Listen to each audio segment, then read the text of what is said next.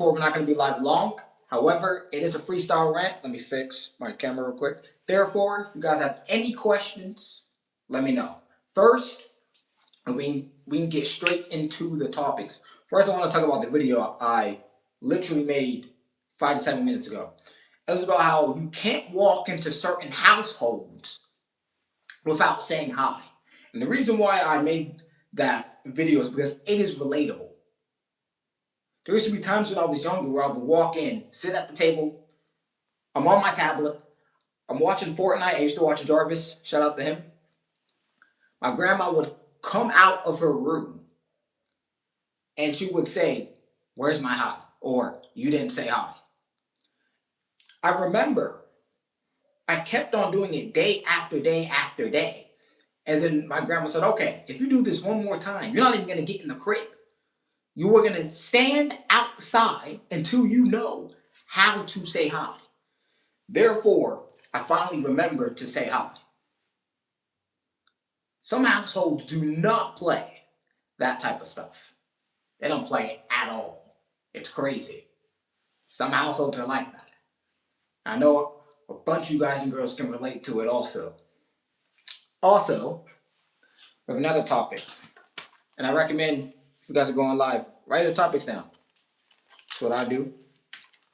Next, we're going to talk about why you need systems when going into adulthood. So let me go and put my notebook up. Guys, when you are living with your parents, let's go ahead and explain this. When you're living with your parents, it is the best time to save money.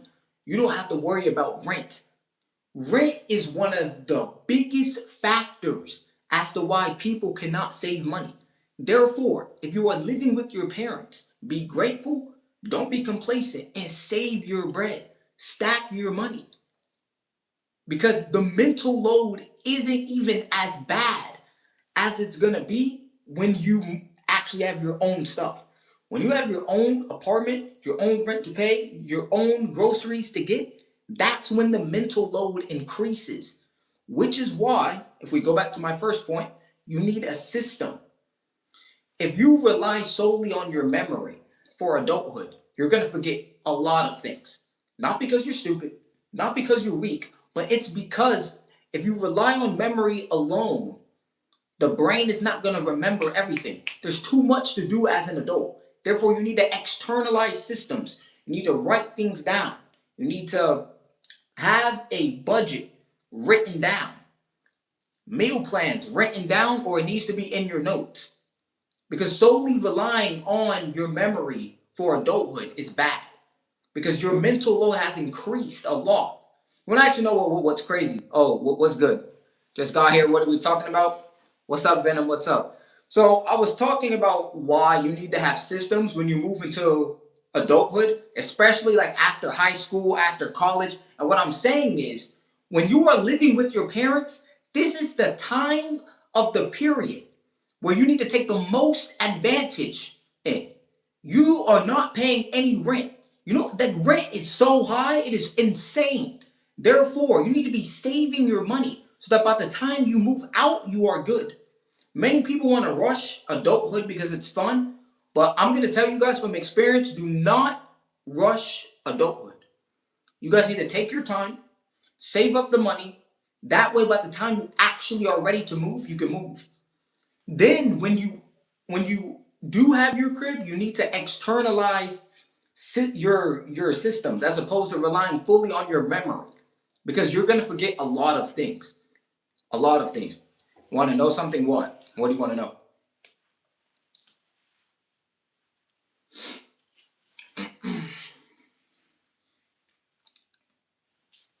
This guy just said, "What monster city is under that durag, bro?" You're funny, bro. One is not a durag; it's a ski mask. But carry on. It says, "When you're 10, save up money as much over 10K after 16. Keep going." I don't even know what you're talking about. I don't know what you're talking about. But yeah, it doesn't matter what age you are. I mean, if you can save money, even as small as $5 per month will add up over time. So it's definitely good to save up money. Especially if you're at that point where you're after high school, like this is when like life starts getting real. You gotta really decide what you want to do.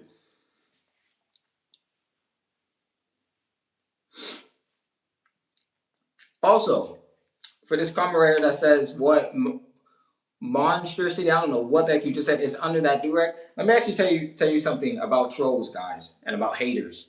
There's always going to be someone talking, and the thing is, if you want to be big on the internet, there's always going to be people talking. If you don't want no one talking about you, then you're really not going to be that big. If you want to be a streamer, if you want to be a TikToker, if you want to play baseball, if you want to play basketball, there's always gonna be people talking. Like for some reason, it's always people on the sidelines talking the most. It makes no sense. Like how come every single time, it doesn't matter if you're at a basketball game, football game, it's always the people who haven't played the game or who know they're not as good talking the most. It makes no sense. However, it's because hating is free. Hating is free, takes no money.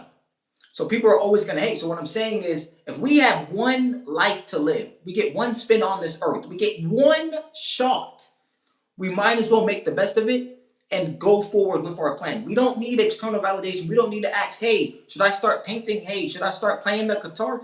Just do it. 1v1 you and what? I'm not going to lie. Fortnite is dead now. Fortnite's dead. RIP to Fortnite. RIP. The game used to be good. It's not. It's boring now. Like before, when I used to play Fortnite, it used to be fun. Wake up, battle pass. Now, it's boring now. And I'm mainly a creative type of player. We all have haters. That's true. That's true. You all, yes. I feel that everyone has haters. The difference and the discrepancy between the two is you're either going to have haters on the low or you're going to have haters that are amplified. If you're famous, it's like your haters are obvious. If you aren't really known, it's like you still have people hating. Don't get me wrong. There's always going to be people talking. However, you might not know about it, and it's not going to be as amplified as someone with 3.5 million followers on TikTok, for example. Where do you live? You live in Australia? I'm in USA. But specifically, I'm in California.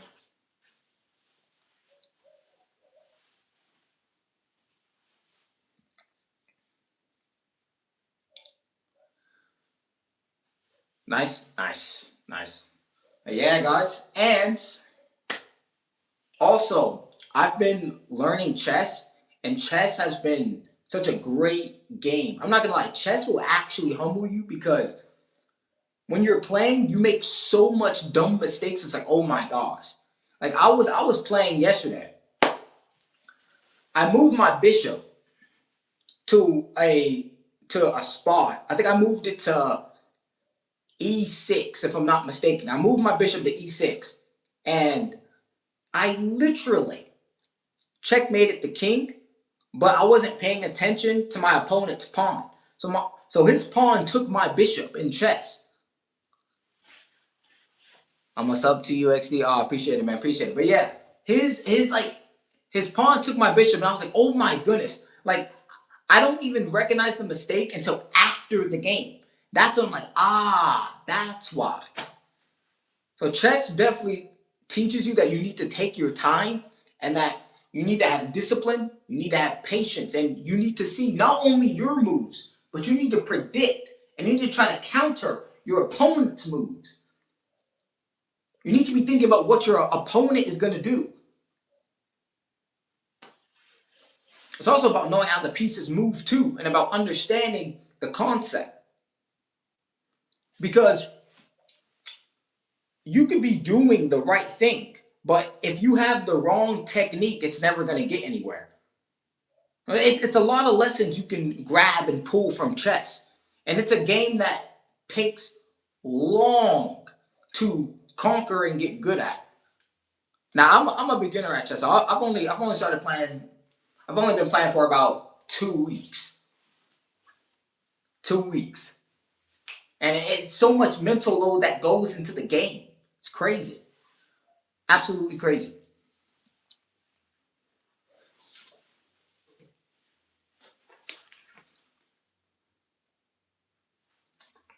Make sure you guys stay hydrated. Do you play COD? Nah. Honestly, the main game or the main two games I play, which I rarely even play games anymore. It was mainly I played 2K before and Fortnite. Those are the main two, especially Fortnite. Now Fortnite's dead, but before, yeah. But COD, I never really played COD. It's mainly just Fortnite for real, for real.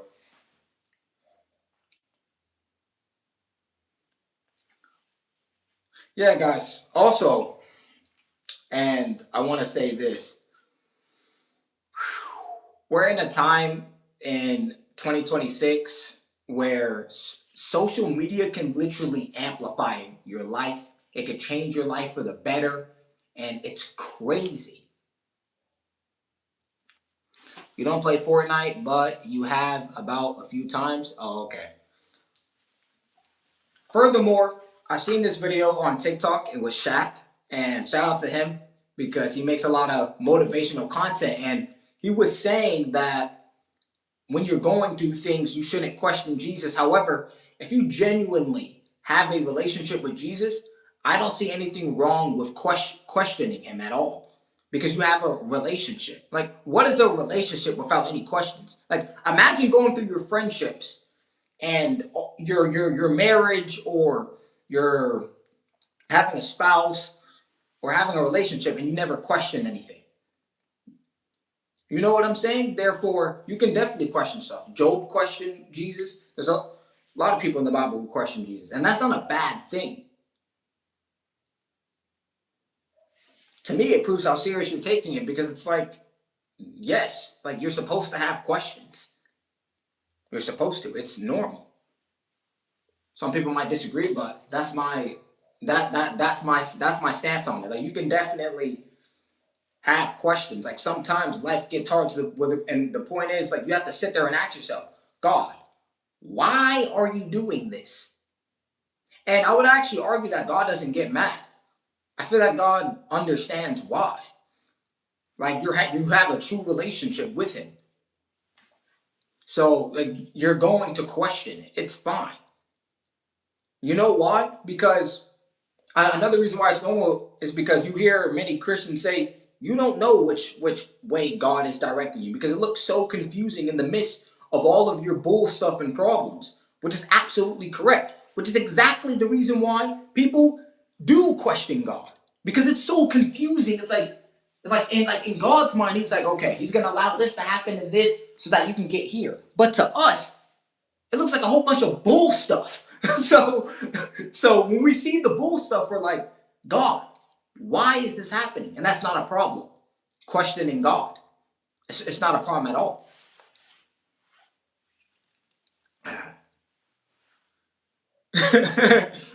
God would never hate for the hate; He would love for the love as He loves everyone. Yes, correct. And yes, and this is what I'm saying is because to us, we don't know because we live in our human form. We don't know what's going on. So to us, it looks like a whole bunch of bull stuff. We don't see what God's seeing. God will literally tell you in the midst of the storm, "Oh, you're gonna be ruling and leading nations." But then we see BS. Like oh my, sometimes it just makes no sense. But one of the hardest things to do is to actually believe in what God is saying and continue on that path, even if you don't see it. That's what having true faith is. Being able to be direct while you don't even know what's really happening for real. Because you don't. Nobody knows. Only God knows. God looks into the future. We look at the present. Absolutely. Correct. And that's the thing because we're human. So we look at the now. And sometimes our future, we want to do what we want to do. And that sometimes doesn't align with what God wants to do.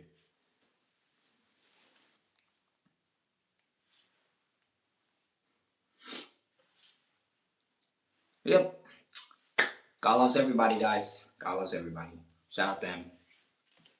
But yeah, I wanted to definitely say that because I know some people they probably like and I know everyone has questions as well about Christianity and stuff like that. Do you read the Bible? Absolutely, yeah. Yup.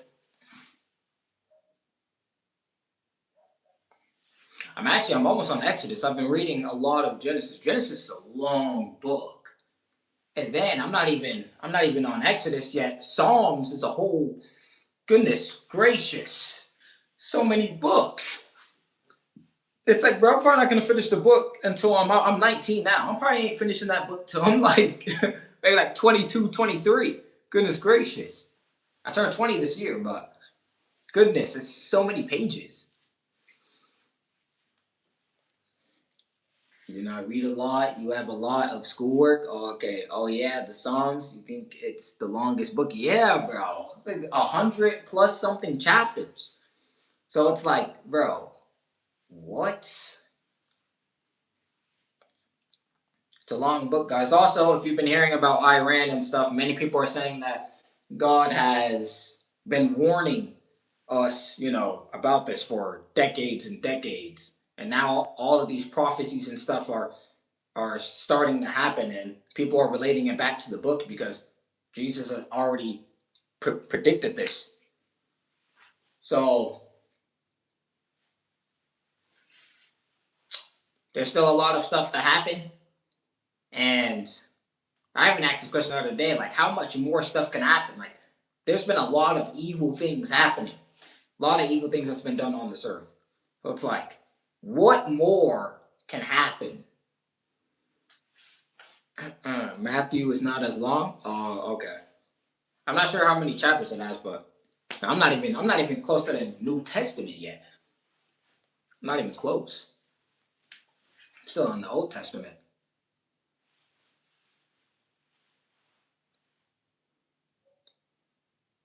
But yeah, guys, if you guys have any questions, let me know. I'll be live again. We'll go next Saturday. Next Saturday. Yep.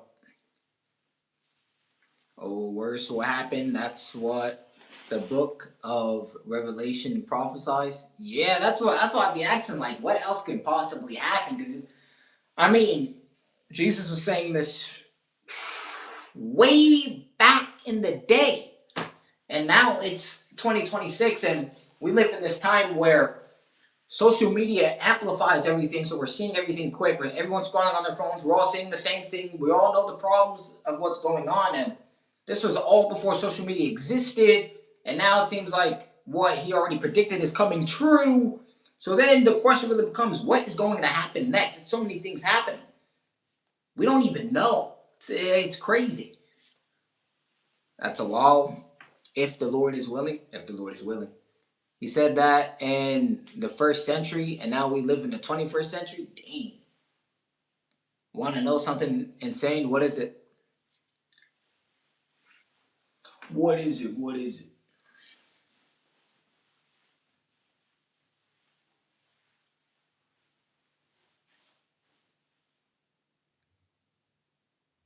Oh my. I thought it was something insane, bro. You talking about you in school, bro. Oh no. I thought it was gonna be insane, bro. Oh no, wait, never mind, never mind. You said God, if you're here, show me a sign. What was the sign that he wait for real? And your book fell? Oh wow.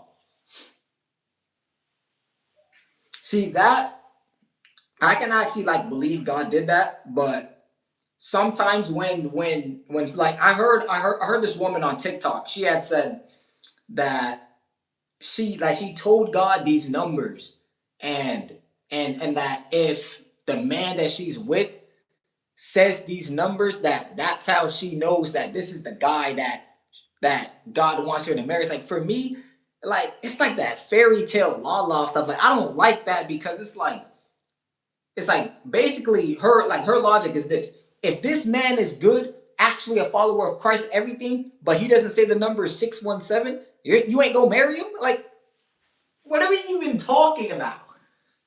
Like, it didn't make any sense to me. It's like, bro, like, what do you mean if he says 617? Like, what are you talking about? Like, what? I don't know how people believe that. Like, I don't know, bro. I don't believe in that. Like, it sounds like fairy tale to me, bro. It's because like Yes, you gotta have faith, but you have to put in the work, bro. I believe in that action stuff, bro. You have to put in the work. Direct action, directional action that you need to improve your life. There's no magic 8 ball that you can shake and say, give me $10 million, and then $10 million goes from the sky. No. If you weren't born with money, it's fine.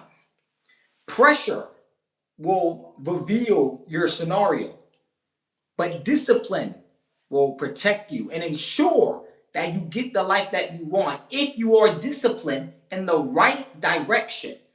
You can't be disciplined in the wrong direction. And I said this on another live. I said, it's like a hamster.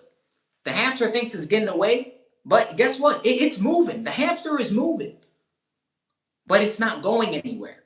So even if you're moving, that doesn't mean you're going in the right direction. That doesn't mean you're getting closer to your goals. Many people confuse them moving, them being active with progress. No. Those are two different things. Just because you're moving doesn't mean you're moving in the right direction. Said, well, your grandpa died not too long ago, back in January. Rest in peace to your grandpa, man. It was a while ago, but he's still sad because his grandma died in 2025. Yeah, man, that's sad, bro. Rest in peace to your grandparents, man. Yeah, it's very, very, very sad. I don't know how that feels, me personally, because I never lost a family member, but I could definitely say that when you lose someone, like it definitely kind of like slows you down in a way in your mind, and it kind of makes you think, dang, like you should really be taking the small things more serious instead of taking it for granted. You want to actually know what's crazy? Even the normal things we sometimes take for granted. Like for example, right? You know how like water, right? You use water when you brush your teeth. You usually drink water. It's like it's normal. It's regular. If you go 25 days without it, and then on the 26th day you get it, you will be so grateful because when you lose it for some reason, since it's so scarce, when you get it back, you're even more grateful for it. Sometimes you do need to lose something so that you can understand how valuable it was. Sometimes, not all the time, but sometimes. This thing, as your mom or anyone passed away, it stops your heart. But want to know something crazy? Makes you feel left out. Worst part, was very shy to your grandparents, so you was very sad. Yeah, man, that's sad. And I feel that it's really the small moments that really matter in this life. Like just having your mom around or your dad around, like it's a very grateful and good experience. However, sometimes we may not focus on that or pay attention to that because we see social media and comparison. And I know you guys heard this. Comparison is the thief of joy.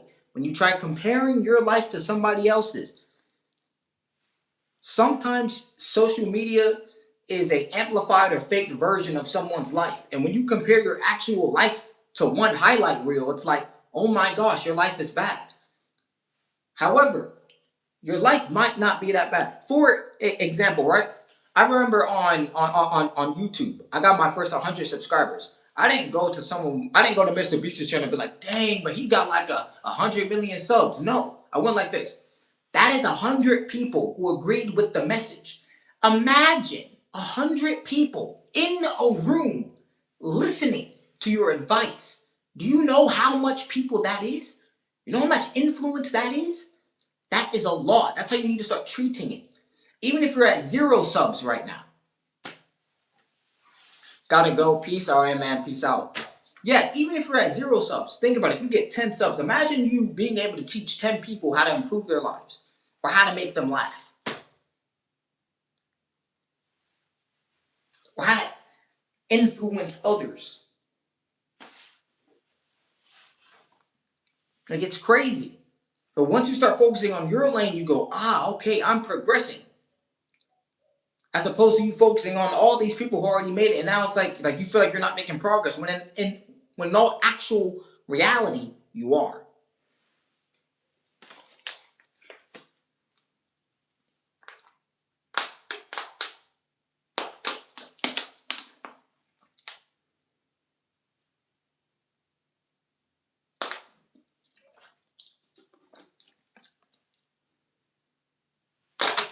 Go throw this away real quick.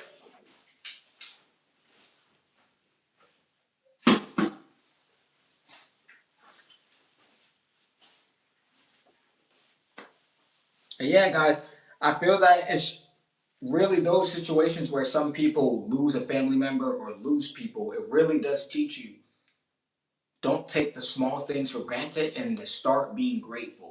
Start writing down what you're grateful for. Even the smallest thing is being able to wave your hand. Something simple like that you'd be grateful for. Because you want to know what's crazy? If you lost this hand, and then let's say hypothetically it grew back, you literally be like this, oh my gosh, thank God, thank God. Because you now know how it was when you didn't have it. Sometimes you don't even realize what you have, and I literally just said this, until you lose it. And then when you get it back, it's like your brain goes, ah, now you know that scarce moment, because now you know how it was not having it. So when you have it, you're extremely grateful.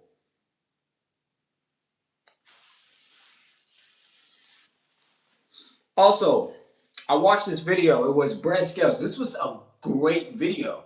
It was breast scales versus 9 to 5 workers. I don't know if you guys seen it, but it was a great video, and a lot of their mindsets was they're dealt with the cars they have. It's too late for them, and that's it. Very true, yeah. And this is what I have to say to their mindsets. That's a very bad mindset to have, because you're not going to try to change the trajectory of your bloodline and your life. What he was basically saying is, he wasn't born into a rich family. It's over for him. That's a bad mindset. What do you mean it's over? You need to find a way out. You need to escape, man. You need to have that sense of urgency. This is the thing. Sometimes you need to do more work than a year, than 2 years, than 3 years.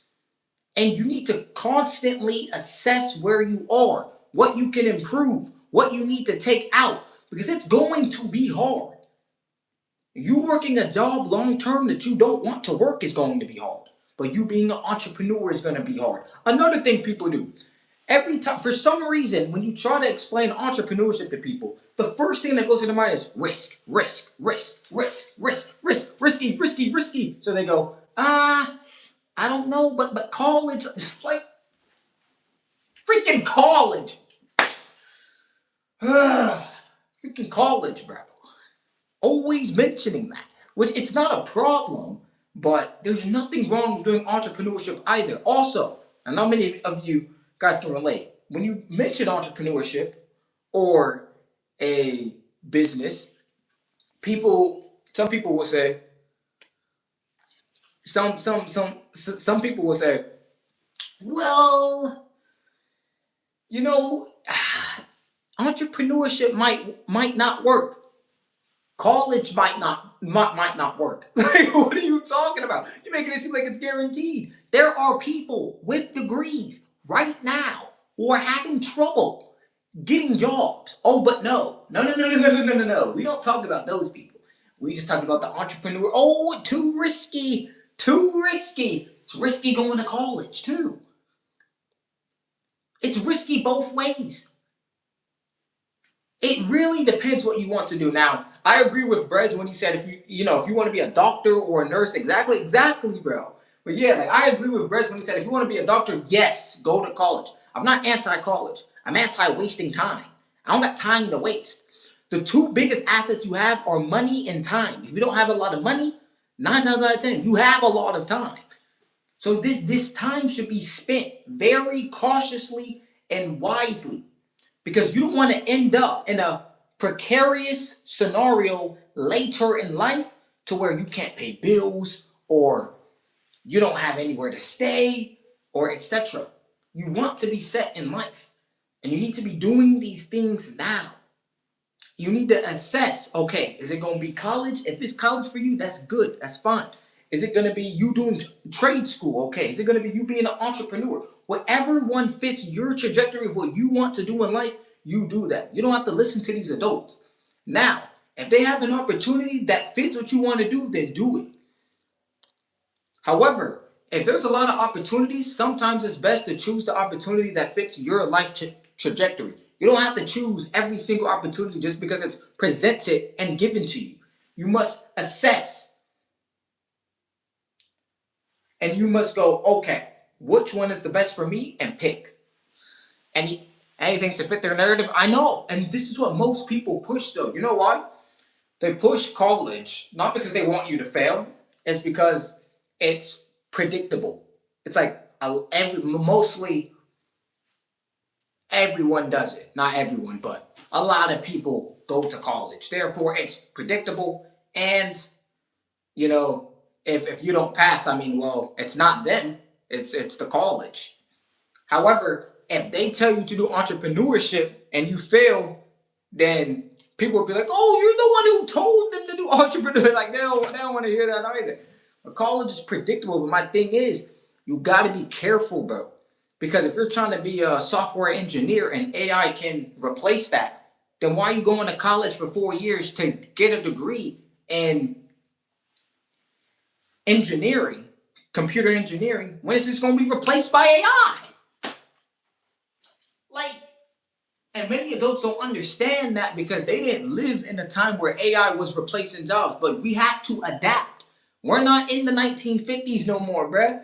It was actually fine going to college, having a regular job in the 1940s, 1950s. In 2026, come on, man. Got people working 2, 3 jobs just to have food on the table and pay rent. We have to lock in and take this stuff seriously. Take the risk or lose the chance. I'm going to say that one more time. You're either going to take the risk or lose the chance. You have to pick one. Worst case scenario doesn't work out, but at least you tried. You have to give it effort. You have to be willing to stay with this business long enough until you see results. That's the hardest part for most people. The starting part isn't hard. It's about maintaining it, still going, even after 3 years, even after 4 years. That's the hardest part. Hardest part of it all. But yeah, guys, we're going to go ahead and end the live here. Good talk with you guys. We'll be back next Saturday. And we'll see you guys in the next one. Stay blessed. Have a good rest of your morning or night, whichever time it is for you guys. And be blessed.